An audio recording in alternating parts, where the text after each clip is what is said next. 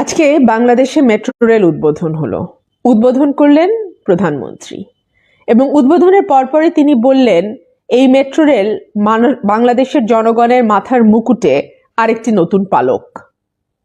আমরা যদি একটু দেখি এটি কি আসলেই নতুন পালক, অহংকারের নতুন পালক, নাকি কলঙ্কের নতুন তিলক, একটু বিশ্লেষণ করে যদি দেখি মেট্রো রেলের ব্যাপারে আমরা তখন বুঝতে পারবো, আমরা নিজেরাই সিদ্ধান্ত নিতে পারবো এটা কি সত্যি অহংকারের একটি নতুন পালক নাকি কলঙ্কের একটি তিলক।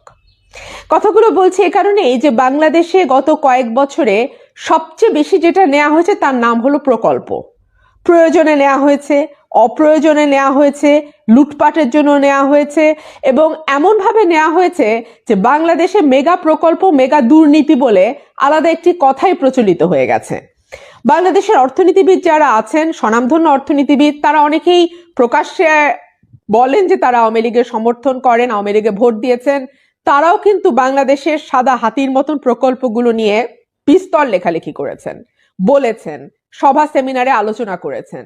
এবং এরকম একটি অপ্রয়োজনীয় প্রকল্প, আমি জাস্ট এক্সাম্পল দিচ্ছি, আমার এই মুহূর্তে যেটা মাথায় আসছে, যে ঢাকা